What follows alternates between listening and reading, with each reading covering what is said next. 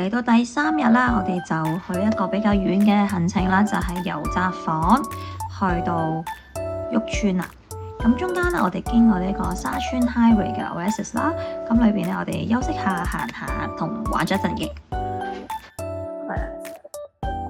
咁啦，呢個就係汽車服務站嘅優勢，可以話乜都有得買㗎。有超市啦，有農產品啦，有紀念品啦，有餐廳。咁喺呢個沙川嘅汽車站出邊咧，就有個北海道兒童之國公園啦。咁你見到呢一度咧，好空曠嘅。咁頭先前面度咧就有個水池俾小朋友玩水啦。咁我哋行入去啦，咁發覺其實大到不得之了。咁我達人就行咗上去個塔度，諗住睇下啦。原來咁要收費，我哋就冇去啦。咁但係我哋行咗去另一邊咧，就有得一啲兒童遊樂場嘅設施啦。咁佢哋都玩咗一陣。咁裏面其實即係大到又唔係好多人啦，其實非常之舒服嘅。不過因為我哋都係都要趕行程咧，咁我哋都未逗留太耐。咁咧前面仲有一個荷花池啦，咁荷花當然就已經好似冇乜啦，但係有好多荷葉仲喺度啦。咁其實個成個環境就非常之舒服嘅。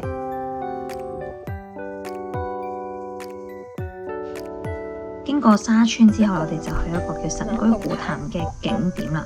咁由阿旭解釋下神居古潭啦。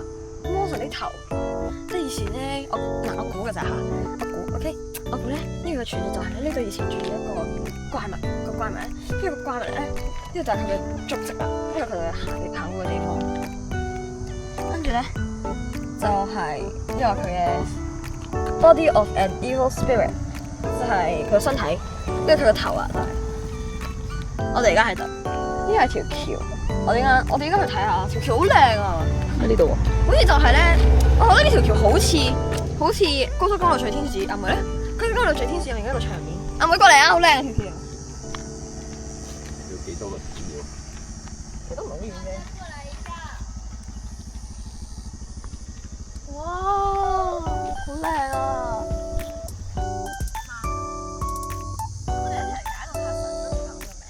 點解？古潭咁就好明顯一個湖啊、河流呢啲地方啦。咁神居，咁顧名思義就可能係神明居住嘅地方，咁就係神明居住嘅一個魚塘。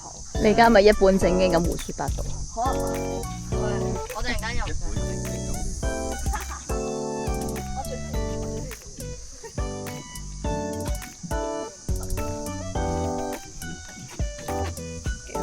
叫我擦皮鞋。啲水流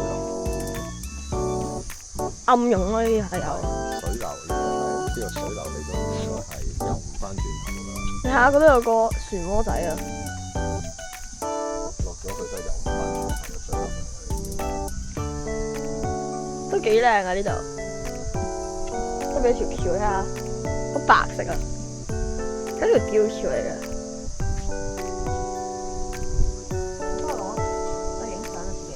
喺呢度。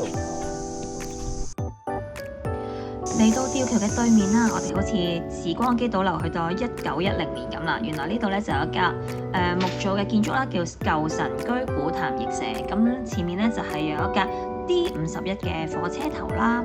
咁呢度就係以前一個鐵路，咁一個鐵路博物館咁啦，當呢度嘅。咁呢個神居古潭咧喺春天嘅時候咧就會有櫻花啦，秋天嘅時候咧就會有楓葉啦。咁夏天嘅時候我哋有唔同層次嘅綠色啦，咁啊非常之喺森林裏邊嘅氣息啊。咁參觀完呢度咧，我哋都到此一遊船啦，因為我哋咧嚟緊趕行程啦。說時遲那時快咧，我哋已經嚟到呢個旭川嘅拉麵村啦。咁入邊咧就其實有成8間拉麵噶啦。咁我哋行咗個圈啦，睇下邊度上市。其實間間都上市，不過人多，我哋揀間咧有位咁樣入咗去啦。咁我哋最後揀咗梅光軒呢間拉麵店啦。咁裏邊有麵子湯啊、鹽湯啊，同埋醬油咧，我哋都各嗌咗一碗啦。咁實現呢一個拉麵自由啦。嚟到旭川最重要嘅行程，梗係參觀動物園啦。咁我預留咗2個鐘時間啦，睇一啲重點嘅動物就算啦。咁例如我哋咧就一定要睇企鵝啦，企鵝喺水裏邊咧自由咁游啦。如果冬天咧就會出嚟散步嘅，呢個好出名嘅景點嚟嘅。咁但係我哋都喺咁樣睇咧，都覺得好得意啦。咁特別呢隻小企鵝咧，就喺度好多古靈精怪嘅動作啦。咁除咗睇企鵝咧，我哋就會睇埋北極熊啦。咁呢啲喺香港或者深圳咧都未必見到嘅動物啦。咁北極熊通常係夏天裏邊都會匿埋喺水裏邊游水啦。咁另外呢隻豹我特別影佢哋咧，因為咧好似屋企隻貓咁咧，準備鋪毛，其實下面係冇遮擋嘅，所以我哋咧行遠啲。咁去到黃昏時間咧，我哋都離開，準備翻旭川嘅市區，行下商場啦，同埋食嘢啦。咁啊，第3日嘅行程咧就係到此為止啦，拜拜。